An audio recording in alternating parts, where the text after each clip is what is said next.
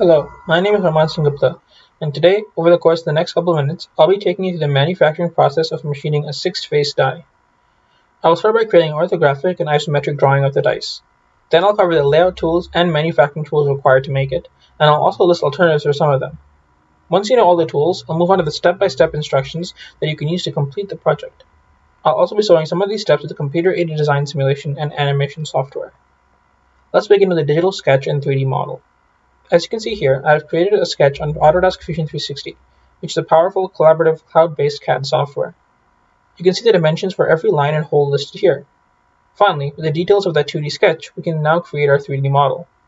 We can see each hole has a countersink to it, and that the sharp edges have been broken off with a chamfer. Now that we have a solid understanding of what we want to build, let's get into the tools that we're going to be required to make it. The first thing you're going to want is some engineer's glue. Engineer's glue is great because it allows you to more clearly see any marks you make on the metal while covering up any pre-existing scratches or scuffs. If you do not have engineer's glue, you can instead just use a Sharpie. However, something to be noted is that the Sharpie marks are likely to fade away upon being exerted to heat, which almost all machining tasks produce. The next thing you'll want is the engineer's square. The engineer's square makes it very easy to draw perpendicular lines to any given surface or edge. And for measurements, you're going to want to use a caliper or a micrometer. And the next thing you'll want is parallels, which are going to help you elevate your workpiece from the vise. Moving on, you're going to want some emery cloth. Emery cloth works by polishing the metal you rub it against. If you don't have any emery cloth, you can use some sandpaper, though it might be a bit weaker and not give you exactly the finish you're looking for. But at least the part will be smooth and not have any jagged edges. The next thing you'll want is some cutting fluid or coolant or oil, really whatever you want to call it. But the purposes of the cutting fluid is to ensure that your part or tools do not heat up to the point where it can damage either one. So using this is definitely going to increase the lifespan of your machine. One thing you'll definitely also want is a center punch. This is used to make the small dent in the center of whatever you want to drill. And this is done so that the drill can more easily find its way and not slip and drill slightly off. The next thing you'll want is a bandsaw. The bandsaw consists of a continuously rotating blade that when material comes into contact with it, it makes a thin cut into the metal. If you do not have a bandsaw, you could use a hacksaw, which is just operated by you moving the blade back and forth. I've also been holding off the main star of the show for quite a while now, the mill. The mill is what we'll be using for most of the machining operations in this project. You can think of a mill as a lathe flipped 90 degrees, and where the tool spins, not the part.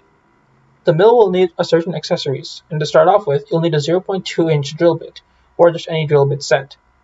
Next, you'll want an end mill, which will be used to remove material from the face of a part. And finally, you'll want a V-mill or chamfering tool, which will be used to put a chamfer on each of the part's corners.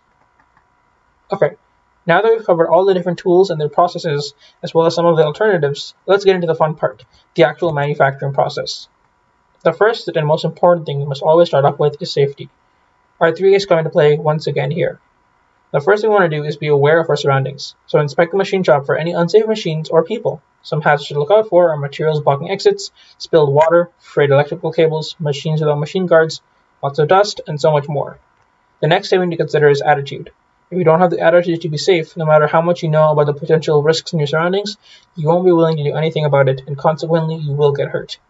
The final A is action. Now that you know about the potential dangers and have the attitude to remedy this situation, let's take corrective action required, which means putting on PPE or informing your teacher about certain operational hazards that are present in the shop. Now that you've made sure your environment is safe, let's get to actually making our part. The first thing you want to do is gather some stock material. The stock should be rectangular stock and be larger than 1 inch by 1 inch by 1 inch, or greater than 26 millimeters in all dimensions. If your stock material is significantly larger than this, you will need to use a bandsaw to make a rough cut slightly larger than 26 millimeters in all dimensions.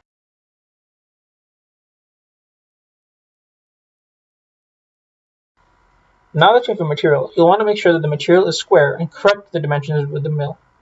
You can do this by using the end mill and facing each face of the cube until it is the correct dimensions. Something to note here is that the simulation in the mill appears to be moving, and this is because it's from the perspective of one face of the cube. In reality, the mill head is always vertical. Next, we'll want to chamfer the edges using the V-mill. If you want a larger chamfer, simply go further into the part with the chamfering tool.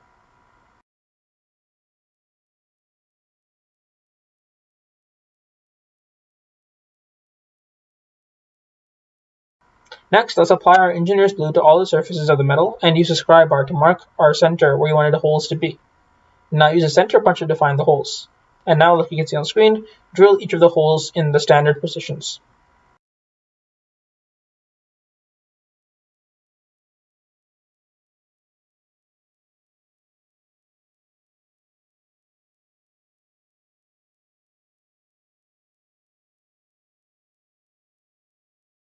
Finally, use your emery cloth to polish your part so it has an overall nice look. And that's it. You can go ahead and now roll your dice, and may the odds forever be in your favor.